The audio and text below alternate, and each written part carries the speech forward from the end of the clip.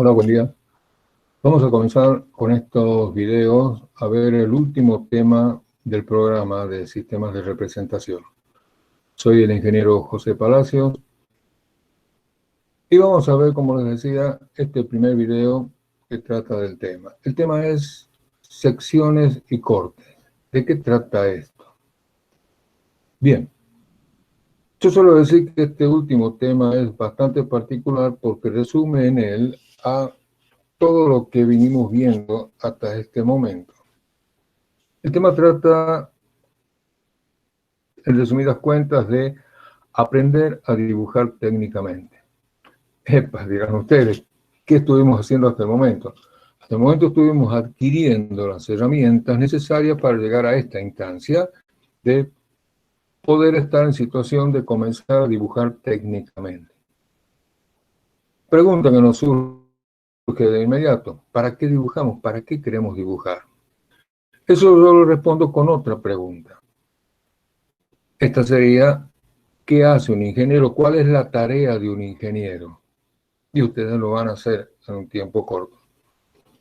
Un ingeniero diseña, un ingeniero elabora proyectos, trabajando sobre elementos aún no existentes. Él genera una idea, la va madurando, la elabora, genera un proyecto de algo que luego se va a construir. Por ejemplo, un ingeniero civil proyecta una vivienda que a posteriori se va a construir sobre un terreno que en este momento está vacío.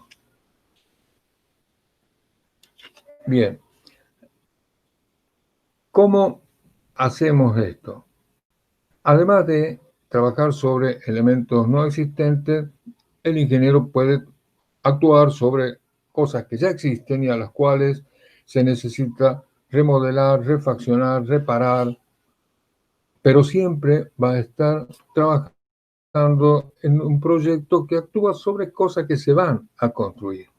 Pero el ingeniero no construye con sus manos, no materializa el objeto que él proyecta. Hay personal especializado, calificado, que va a encargarse de esa tarea, ya sea en un pequeño taller o en una gran empresa. Ahora bien, para que esta persona pueda construir lo que el ingeniero ha proyectado, es necesario que se le transfiera toda la información que necesita para eso. ¿Y cómo hacemos? ¿Cómo se da esa transmisión? Fíjense que estamos hablando de transmitir una idea. Vaya tarea. Bien, luego de más de 2 siglos y medio de industrialización, el método más eficiente con que contamos y disponemos es el dibujo. El dibujo.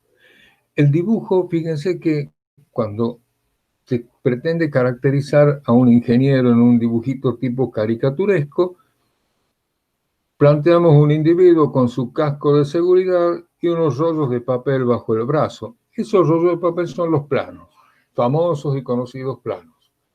¿Y esos planos qué son? ¿Qué parte del dibujo? Proyecciones. Técnicamente nos comunicamos a través de proyecciones. Esos son los planos. La perspectiva tiene un valor técnicamente relativo y limitado. ¿Por qué? Porque sabemos que la perspectiva deforma la figura, deforma la superficie. Algún plano parte de un cuerpo cualquiera, de un objeto cualquiera, un plano que está sobre 42 grados, sabemos que en sus dimensiones aparece reducido a la mitad.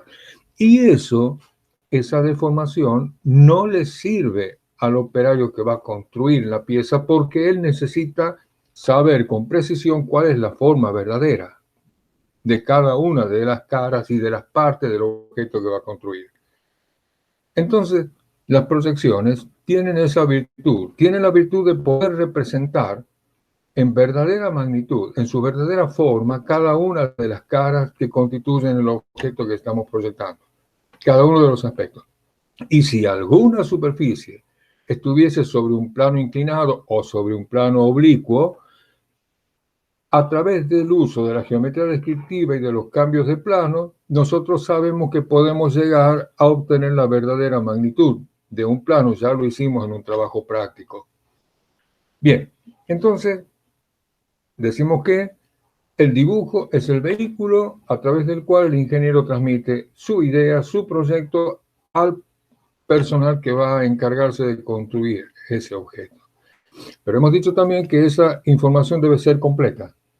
Tenemos que entregarle todos los detalles y datos para que él pueda construir. No solo la forma la damos en el dibujo, ¿verdad? Sino que también le damos otra información, como ser medidas que se incorporan bajo el nombre de acotaciones. Las dimensiones, sin medidas no se puede construir nada. Pero no solo eso, sino además tenemos que indicarle grado de precisión con que debe ser fabricado. Es claro que los requerimientos de precisión que puede tener una pieza que va a ser parte de una pala para recoger la basura no son los mismos requerimientos de precisión que va a tener una pieza que va a ser parte de un bisturí electrónico, por ejemplo. Es obvio. Además de esto, necesitas saber, por ejemplo, cuáles van a ser las condiciones de terminación de la superficie. Si la superficie puede ser rugosa, como salió del primer paso de fabricación, o necesita ser pulida, lo cual significa incorporar otras nuevas tareas, encarecer el procedimiento de fabricación. También necesitamos indicarle si la pieza va a ser pintada y en ese caso con qué tipo de pintura y hasta el color. Le tenemos que entregar toda la información, no puede faltarle nada. Ahora bien, para que ese dibujo pueda ser masivamente comprendido y utilizado, deberá responder a ciertas normas, como cualquier lenguaje. Un lenguaje es el vehículo que utilizamos los seres humanos para transmitirnos ideas y conceptos. El dibujo, por lo tanto, también es un lenguaje. Pero así como los idiomas tienen sus reglas de sintaxis, reglas de ortografía, por ejemplo, el dibujo también tiene una serie de reglas para poder ser ejecutado y usado masivamente. Todas esas reglas y disposiciones están contenidas en un compendio que conocemos como normas de dibujo. Hay diferentes normas de dibujo, así como hay diferentes idiomas. En Occidente, las normas más popularizadas son las normas DIN, de origen alemán, y en Argentina también disponemos de las normas IRAM, que son las normas argentinas. Ya veremos un poquito más sobre esto durante el video. Bien, entonces dijimos que los planos deberían contener una información completa de lo que el operario tiene que fabricar, pero no debemos perder en vista otros detalles. El operario no es un especialista en dibujo, él es un especialista en su materia, en su especialidad, es un experto en eso. Entonces, nosotros debemos confeccionar un plano de modo que sea lo más simple posible para disminuir los riesgos de errores de interpretación que nos pueden llevar a un error en la fabricación. Si el operario interpreta mal, hace mal la lectura de las proyecciones, indudablemente va a fabricarme un objeto que es distinto que el que yo proyecté. Eso tal vez no tiene mayor trascendencia si se trata de fabricar una pieza, pero si tenemos que fabricar miles de piezas en una línea de producción, ya puede llegar a ser serio y grave. Entonces, los planos, además de completos, deben ser sencillos. Nosotros conocemos que las líneas de trazos representan aristas existentes pero no visibles.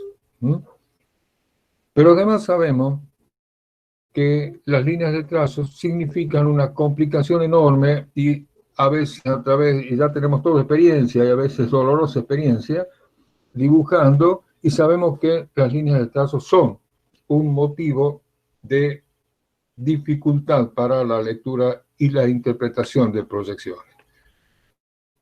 Y lamentablemente, casi todos los objetos de que estamos rodeados tienen una parte interior que necesariamente va a aparecer en línea de trazo. Bien, ¿cuál es el truco? ¿Cuál es la solución que plantea el dibujo para esto? Y ese es justamente el tema de esta última bolilla del programa. Secciones y cortes. A ver, secciones y cortes. Acá tenemos una indicación de las normas, la norma DIN número 6. Si ustedes acuden, pueden subir por internet a ver la norma DIN. En la norma DIN número 6 encontraremos desarrollado este tema de secciones y cortes. Y en las normas IRAM que están puntualizadas allí. Bien, habíamos dicho que podíamos tener piezas, podíamos encontrarnos con piezas que incorporan o incluyen numerosas líneas de trazos y que hacen dificultosa la interpretación, como lo que estamos viendo ahí en pantalla. A fin de desarrollar esto, explicar esto, vamos a plantear una pieza cualquiera. Por ejemplo, la que tenemos ahí en pantalla. Una pieza que tiene sus líneas de trazo que muestran los detalles interiores. Entonces, ahí tenemos la interpretación. Primer paso y fundamental para poder ejecutar cualquier tipo de plano. Necesitamos interpretar nosotros cabalmente, a fondo, cada detalle de la pieza. ¿De qué se trata? No podemos seccionar si no hacemos este paso preliminar. Ya tenemos la interpretación, ahí la tenemos, ya sabemos cómo es la pieza. Bien. Vamos a plantear un plano de seccionamiento imaginario, como el que está marcado acá en esta línea de trazo y puntos verdes, y que llamaremos línea de corte. Esa línea representa el lugar donde se va a ubicar el plano de seccionamiento. Las flechas que vemos allí, que se llaman flechas de corte, nos indican las direcciones de las visuales, o sea, nos indican desde dónde estamos mirando. Este señor que vemos acá es quien está ejecutando la acción. Cortamos entonces según este plano y miramos desde la izquierda. Por eso se representa como si fuese una vista lateral derecha. Bien, el plano que hemos planteado, que hemos imaginado, propuesto, es este plano que vemos en verde acá. Ese plano va a cortar a la pieza, ¿verdad? Y luego nosotros retiramos la porción más cercana al observador. Cuando hacemos esto, estamos en condiciones de observar el interior de la pieza. Ese corte imaginario va a generar sobre la pieza una superficie, también imaginaria, que es la que vemos acá coloreada en verde. ¿Estamos de acuerdo? Bien. Entonces, se genera esa superficie que vimos recién y a la que llamaremos sección. En la representación técnica que vemos acá, como si fuese una vista lateral izquierda, siguiendo la representación, siguiendo la dirección de las visuales, esa nueva superficie generada, que repito, es una superficie imaginaria, no existe en la pieza, es imaginaria, debe rayarse para distinguirla entonces del resto de la superficie, que son efectivamente reales. Bien, esa superficie entonces dijimos recibe el nombre de sección. ¿Sí? Recibe el nombre de sección.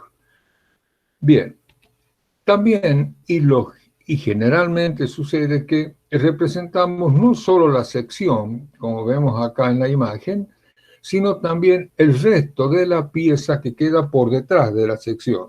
Y en ese caso recibirá el nombre de corte. Entonces, para fijar ideas, sección, superficie resultante de la acción de un plano de corte sobre un objeto. Esta superficie debe rayarse, como se vio en la placa anterior. Corte es la representación de la sección y los contornos que están por detrás del plano de corte. Bien.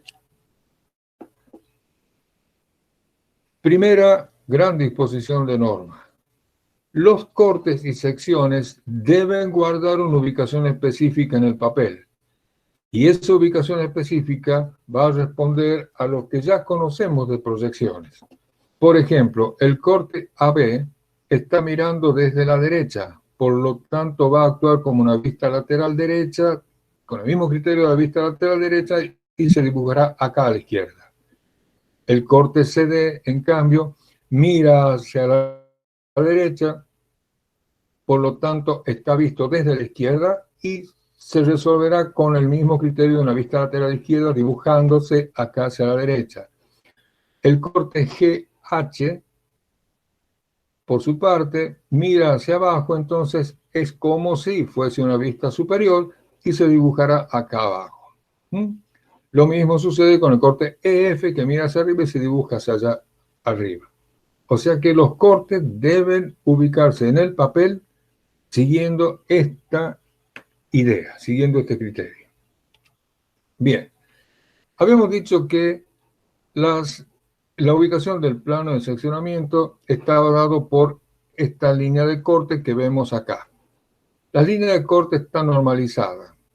Se representan en líneas de trazo y punto fuerte o de espesor igual al de las líneas llenas. Una intensidad, cuando ustedes dibujan a lápiz, una intensidad igual a la de las líneas llenas, a diferencia de las líneas de eje. Las líneas de eje en los cuerpos de revolución, ustedes saben que son también líneas de trazo y punto, pero en ese caso son suaves.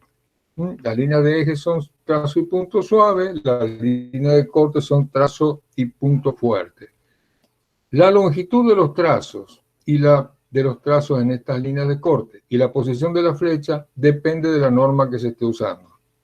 Si estamos trabajando bajo norma DIN, las líneas serán con trazo de 5 milímetros por una separación de 1 milímetro y las flechas están como si estuviesen tirando de la línea de corte.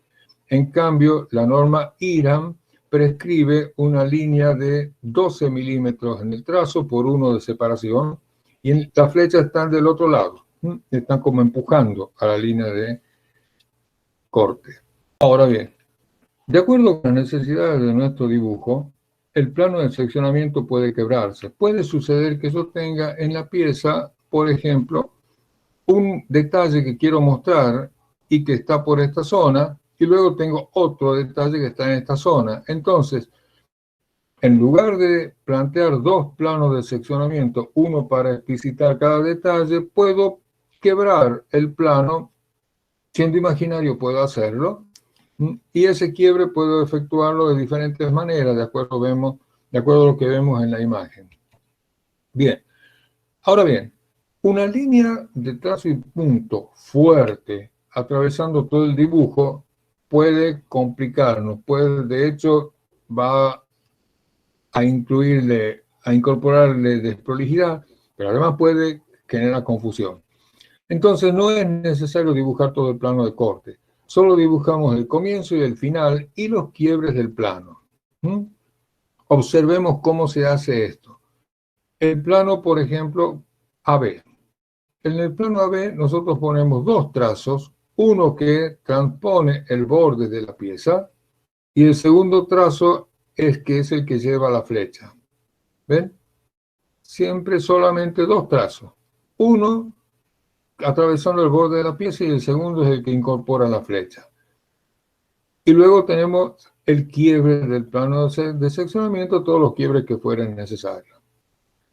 El nombre del plano va a darse a través de letras mayúsculas que van ubicadas en el extremo de la línea de corte, no en cualquier lugar, en el extremo de la línea de corte, como observamos acá. Ahora bien, si mi plano requiere de más de un plano de seccionamiento, en ese caso se le debe poner nombre a cada uno de ellos. Bien.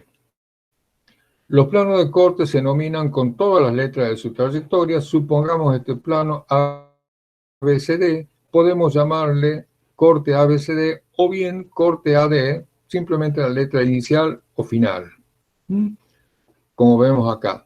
También podemos llamarle con una misma letra al plano, por ejemplo, el plano AA podría llamarse.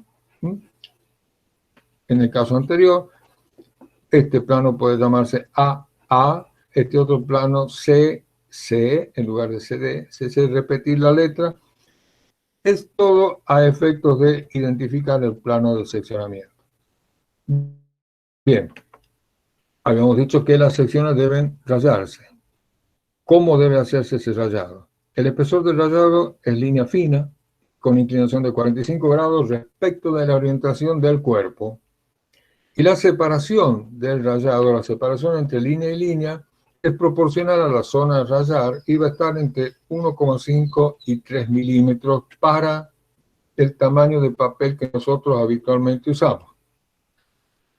Todos los cortes de una misma pieza, hemos dicho que una pieza puede requerir más de un seccionamiento o de un corte. Todos los cortes de una misma pieza deben llevar al mismo rayado. Esa es una forma de identificar una pieza a través de su rayado.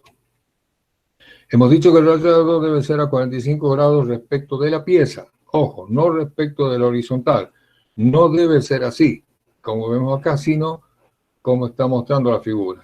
45 grados respecto de la pieza. Si tuviésemos que rayar grandes superficies, no se raya todo, sino se raya en la periferia, en los bordes, como estamos viendo acá en la imagen. Ojo, esto no se usa, no se aplica en los dibujos formatos A3, como los que hacemos nosotros, porque no son superficies suficientemente grandes como para justificar esta solución. Bien, ahora comenzamos a ver elementos reales de construcción. Ustedes tienen que haber visto en su vida esto que tenemos acá, que se llaman perfiles doble T, que son perfiles estructurales que se utilizan en la construcción civil. Y luego vemos acá ejemplos de caños, cañerías, tuberías, que se utilizan industrialmente muchísimo. También en las construcciones domiciliarias, pero básicamente en la industria, y sobre todo en la industria química. Bien, ¿cómo representamos estos elementos? Si el espesor del elemento es pequeño, como en estos casos que vimos recién, en caños y en perfiles doble T, si nosotros vamos a efectuarle un corte transversal, en lugar de rayar la sección resultante, como es tan pequeña, va a ser dificultoso el rayado, entonces directamente se ennegrece, como vemos en la imagen. Si ahora el corte es longitudinal, estamos cortando de forma longitudinal el caño, directamente la pared se ennegrece. Para el corte de un perfil doble T, también, como vemos en la imagen. Y en el caso de perfiles compuestos, en construcción se utiliza mucho adosar diferentes perfiles comerciales a fin de lograr la rigidez estructural que necesitamos. Todo esto sería un perfil compuesto, ¿verdad? Compuesto de diferentes perfiles y chapas, como vemos acá, y eso van firmemente unidos unos a otros. Solo que en el dibujo, a fin de explicitar eso, es que entre una pieza y otra estamos planteando un espacio en blanco, una luz exagerada que no existe en la realidad. Estos elementos, repito, están adosados, hermanados unos a otros, pero a fin de clarificar el dibujo, dibujamos este espacio entre ellos. Bien, continuemos con disposiciones de normas. Si la posición del plano de seccionamiento es evidente, no es necesario indicar. O sea que nosotros deberíamos, acá está cortado, deberíamos acá poner abajo corte AB o corte AA. Vamos a ver. Pero es claro que ese corte, si es único en la pieza, ese corte está siguiendo el plano de simetría, entonces no hace falta indicarlo y no se lo indica. En esta segunda pieza, el corte evidentemente pasó por el centro del primer orificio, quebró y pasó por el centro del segundo. Tampoco hace falta indicarlo porque ya es claro que ese corte pasa por allí. Bien, si nosotros tuviésemos problema de espacio en el papel y no tenemos, fíjense, tenemos este corte AB que está mirando desde la derecha, entonces debería dibujarse acá a la izquierda, pero no tengo espacio en el papel. Lo puedo dibujar en cualquier otro lugar, pero en ese caso, necesariamente, aunque fuese un único corte, necesariamente debo nominarlo. Acá tenemos otro ejemplo. Bien. Otra disposición de norma. Fíjense, si yo estoy representando esta pieza, he planteado un corte, que evidentemente es un corte por el plano de simetría, por el eje de simetría, y voy a tener esta sección. Si yo me atengo al dibujo que vengo viendo hasta acá, esta línea de trazos que veo en azul debería plantearse porque está indicando toda esta zona del plano horizontal grande que se ve hacia atrás, que aparece hacia atrás pero no se ve. La norma me indica que como yo estoy cortando a fin de eliminar líneas de trazo, entonces la elimino directamente porque no hace falta para la interpretación del cuerpo. ¿Por qué? Fíjense, todo esto es un solo plano, toda esta zona es un único plano que está visto acá y está visto acá. Entonces, si es un solo plano, necesariamente va a continuar por detrás. Entonces, ya con esto que tengo representado acá, ya es suficiente para interpretar correctamente la pieza. Entonces, si las líneas de trazo no son imprescindibles para la interpretación, no se deben dibujar. Acá tengo el ejemplo contrario. Acá se cortó la pieza, indudablemente por el eje de simetría, acá, de estos orificios, y tengo estas zonas que están representadas por estas líneas de trazo acá en la vista de frente. Pero si yo saco la línea de trazo y no dibujo la línea de trazo, estas zonas no quedan definidas porque podría ser un plano inclinado como está planteado aquí en la línea de trazo, pero también puede ser un plano inclinado que desciende hacia atrás. Entonces, en este caso, es imprescindible la presencia de línea de trazo y allí sí deben dejarse.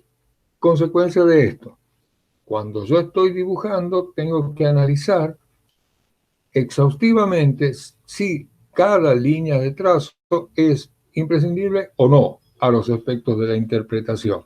Y en ese caso quedará o no va a quedar en el dibujo. Este es un aspecto muy importante y que suele ser olvidado, grandes comillas, por los estudiantes y que suele tener dificultades luego.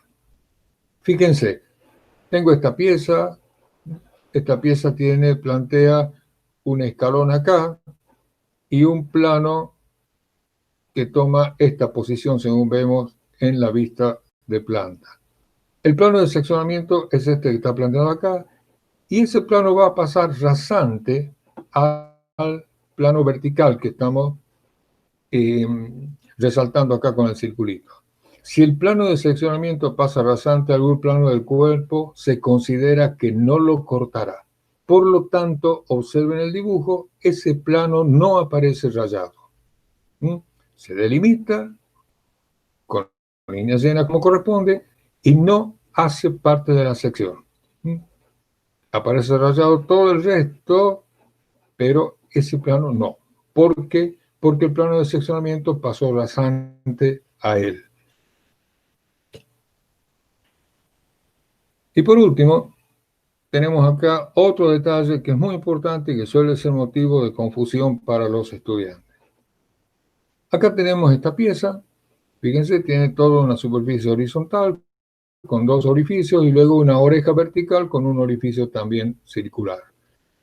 De hecho, el plano de seccionamiento va a seguir la dirección que vemos acá en la vista de planta a fin de mostrar el detalle de la oreja y el detalle de uno de los orificios. En el quiebre del plano de seccionamiento, fíjense, el plano de seccionamiento está resuelto acá en perspectiva. Se me está generando estas aristas.